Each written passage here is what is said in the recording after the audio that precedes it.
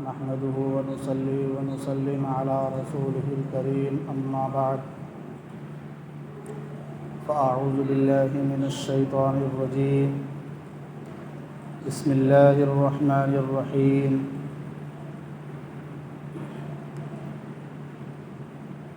وذكر فإن الذكرى تنفع المؤمنين صدق الله العظيم۔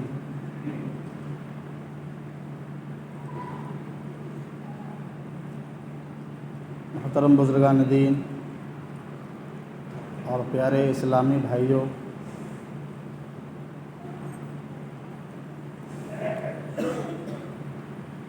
عید الاضحیٰ، عید کا مبارک موقع اللہ تبارک و تعالیٰ نے ہم سب کو عطا فرمایا تھا اور ہم نے اس کی خوشی محسوس کی اور ایک دوسرے میں تقسیم کی، خوشیاں بانٹیں، جس کے اندر سبھی حضرات نے جس پر واجب تھی انہوں نے قربانی ادا کی۔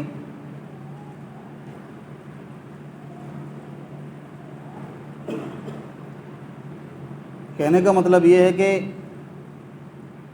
جس نے قربانی کی تو قربانی میں اس نے کیا قربان کیا؟ جو اللہ تبارک و تعالیٰ کو مقصود ہے وہ مقصود حاصل ہوا نہیں ہوا۔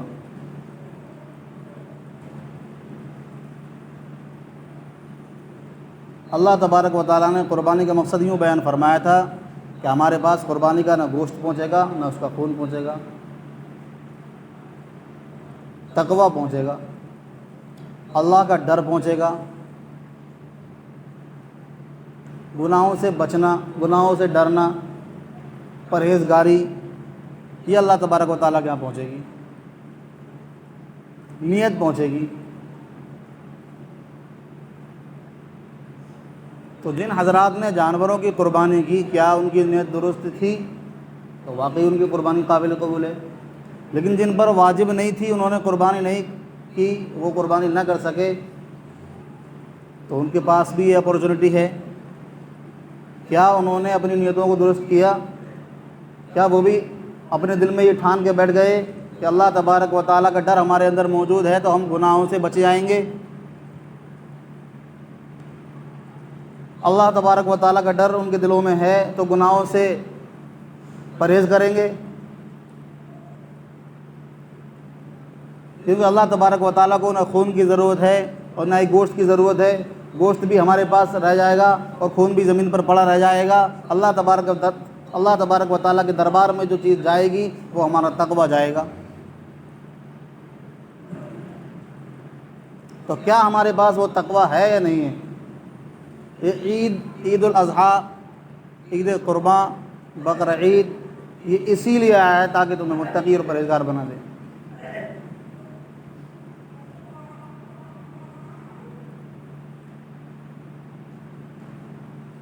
متقی اور پرہیزگار بنا دے، اللہ تبارک و تعالیٰ کا ڈر اپنے دل میں بٹھا دے، اللہ کی بڑائی تمہارے دل میں بیٹھ جائے۔ جب تمہارے سامنے یہ بات موجود ہو کہ ہم کوئی بھی کام کر رہے ہیں تو ہمارا رب ہمیں دیکھ رہا ہے، ہمارا اللہ ہمیں دیکھ رہا ہے، جس کی وجہ سے وہ کام صحیح طریقے سے ہو جائے، خراب نہ ہونے پائے، غلط نہ ہونے پائے، بیکار نہ ہونے پائے۔ اگر یہ بات ہمارے اندر موجود ہے تو ہم کام کو صحیح طریقے سے انجام دے سکتے ہیں، قربانی بھی ہماری صحیح ہوگی، نیت بھی ہماری صحیح ہوگی۔ صرف اور صرف یہی ہے مقصود کہ اللہ تبارک و تعالیٰ کا ڈر، اور یہ ڈر صرف 3 دن کے لیے نہیں ہے، 10، 11، 12 تاریخ میں 3 دن کے لیے خاص نہیں ہے۔ یہ ڈر ہمہ وقت 24 گھنٹے 7 دن ہمارے دل کے اندر رہنا چاہیے کہ اللہ ہمیں دیکھ رہا ہے۔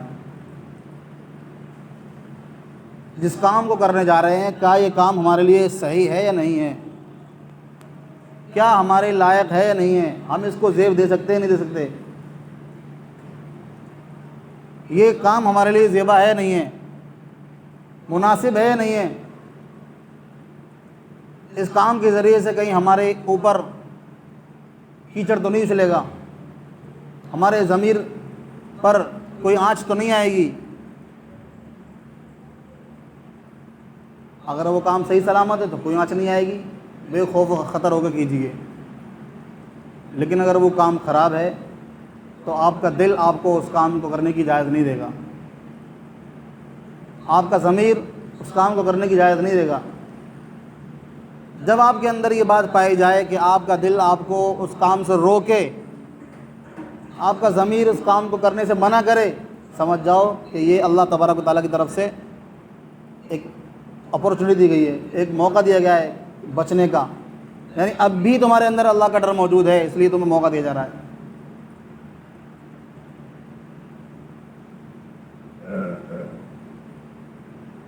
اگر اللہ کا ڈر نہ ہوتا تو تمہیں یہ توفیق نہیں ملتی کہ تم برائی سے رک جاؤ، کیونکہ وہ کام غلط ہے جس کے لیے تمہارا ضمیر گوارا نہیں کر رہا اس کام کو کرنے کا۔ نبی کرم صلی اللہ علیہ وسلم نے فرمایا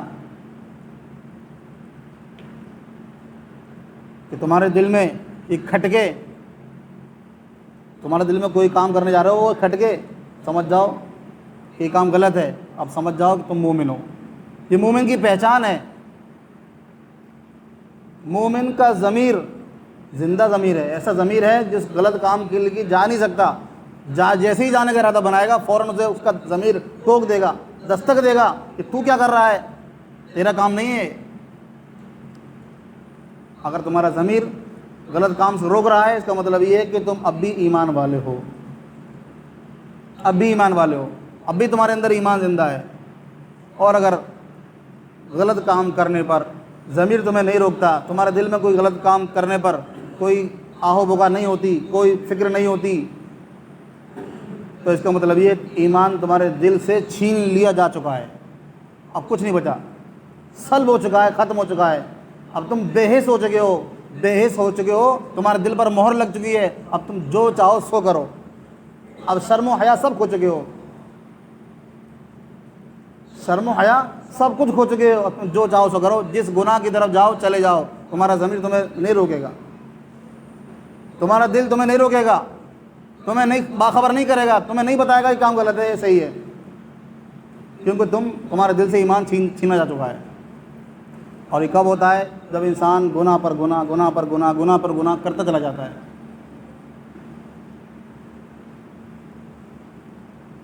گناہوں پر گناہ کرتا چلا جاتا ہے۔ حدیث کے اندر آتا ہے جب کوئی شخص کوئی گناہ کر لیتا ہے، جب کوئی گناہ کرتا ہے تو اس کے دل پر ایک داغ لگ جاتا ہے، سیاہ دھبا۔ پھر اگر وہ کوئی نیک کام کرتا ہے یا توبہ کر لیتا ہے تو وہ دھبا چھوٹ جاتا ہے۔ لیکن اگر وہ کوئی دوسرا گناہ کرتا ہے، توبہ نہیں کرتا، کہ نیک کام نہیں کرتا، دوسرا گناہ کر لیتا ہے تو ایک دھبا اور لگ جاتا ہے۔ اسی طرح پھر گناہ کرتا ہے تو ایک دھبا اور لگ جاتا ہے۔ گناہ پر گناہ کرتا جاتا ہے تو دھبے سے دھبا لگتا چلا جاتا ہے، یہاں تک کہ اس کا دل بالکل سیاہ ہو جاتا ہے، پھر اس پر مہر لگا دی جاتی ہے، اب اس کے اندر نیک کام کرنے کی توفیق ہی نہیں ہے، نیک کام کرنے کی صلاحیت ختم ہو چکی۔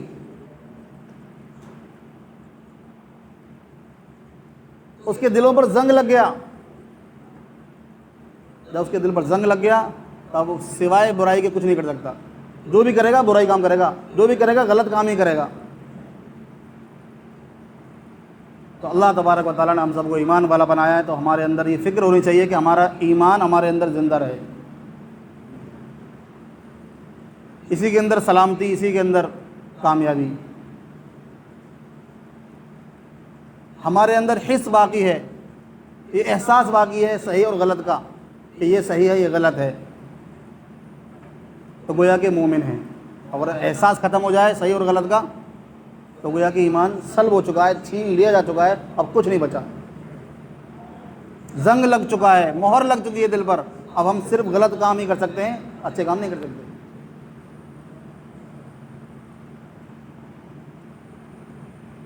رب ذوالجلال نے فرمایا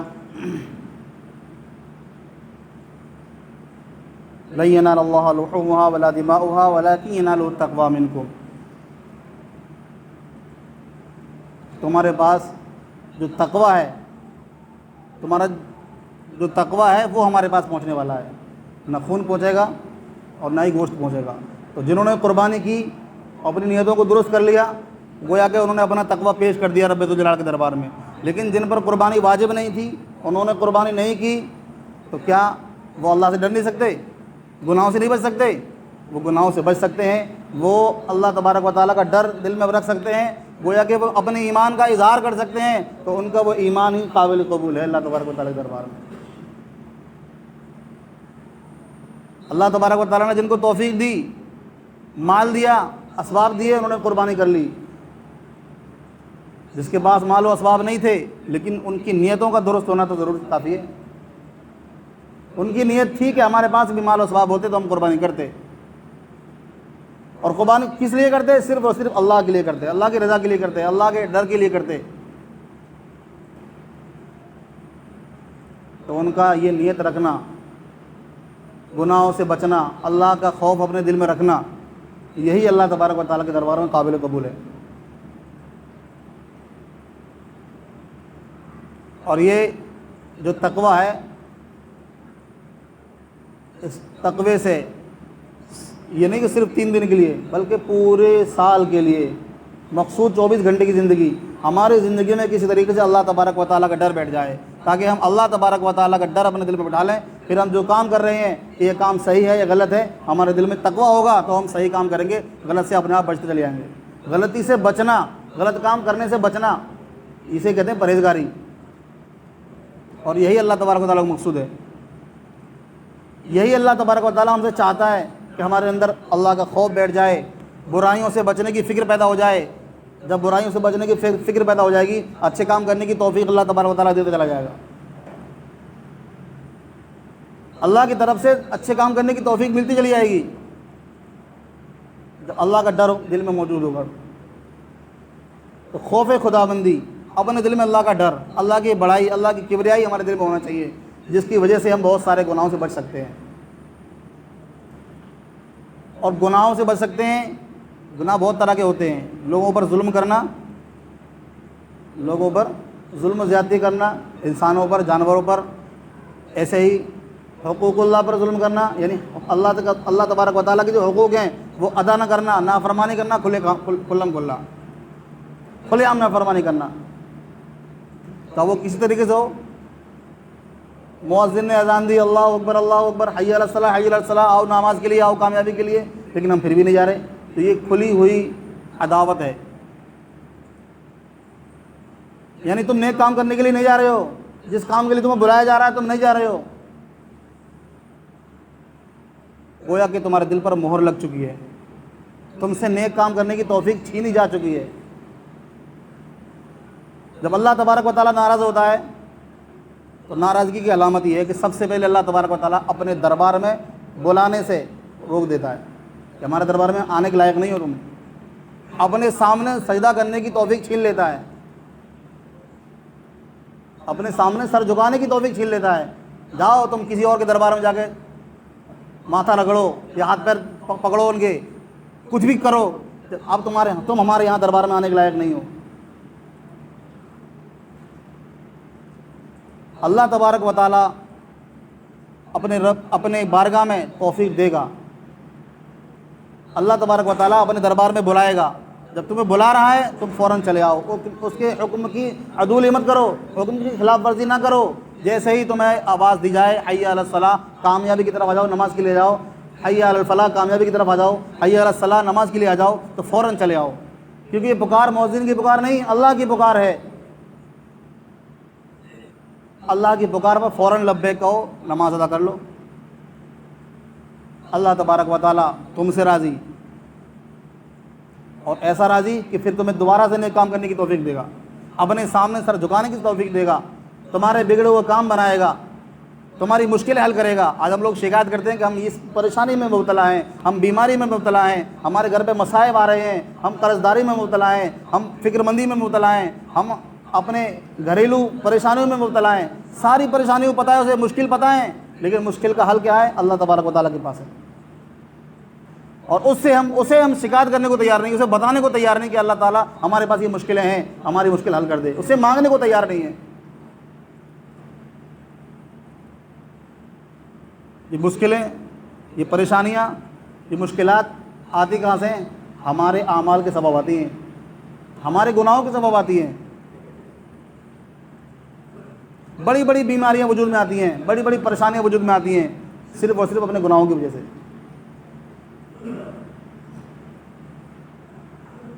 ایک موقع پر ایک وبا پھیلی، عام وبا، جیسے ابھی کرونا وائرس پھیلا تھا، اسی طریقے سے ایک موقع پر ایک وبا پھیلی، حجاز، بغداد، ملک شام تمام کے اندر ایسی بیماری پھیلی، چھوٹے بڑے سب مبتلا ہوتے چلے جا رہے ہیں۔ اور اسی موقع پر ایک طوفان آیا، بہت سارے پیڑ اکھڑ گئے، ایسا لگ رہا تھا کہ قیامت برپا ہو چکی ہے۔ جو اس وقت حاکم تھا، مسلمانوں کا حکمراں، اس نے اپنے شہر میں اعلان کرایا، جاؤ شہر کے اندر اعلان کر دو کہ سب ایک دوسرے کو نیکی کا حکم کریں اور برائی سے روکیں، بس ایک کام کر لیں، ایک دوسرے کو نیکی کا حکم کریں اور برائی سے روکیں، بس یہ کام کر لیں۔ یہ کام بتایا تھا اس نے اپنی رعایا کو۔ اس کی رعایا نے کیا کیا؟ جتنے شراب نوشی والے اڈے تھے سب کی شرابوں کو تہس نہس کر دیا، جتنے گناہ گاری کے زنا کاری کے اڈے تھے سب کو جلا وطن کر دیا، اپنے شہر سے باہر نکال دیا، جتنے لٹیرے تھے سب کو جلا وطن کر دیا، گویا کہ گنہگار اپنے شہر میں باقی رہنے ہی نہیں دیا۔ یا تو توبہ کر لو ورنہ یہاں سے نکل لو، دو آپشن دیے، یا تو توبہ کر لو ورنہ یہاں سے نکل لو، کہیں اور جا کے بسو، ہمارے علاقے میں رہنے کی اجازت نہیں ہے۔ پورا کا پورا شہر سب کے سب متحد ہو گئے نیکیوں کا حکم کرنے پر اور برائیوں سے روکنے پر۔ اس کا نتیجہ یہ نکل کے آیا کہ اللہ تبارک و تعالیٰ نے اس وبا کو فوراً وہاں سے سلب کر لیا اور سب آباد ہونے لگے۔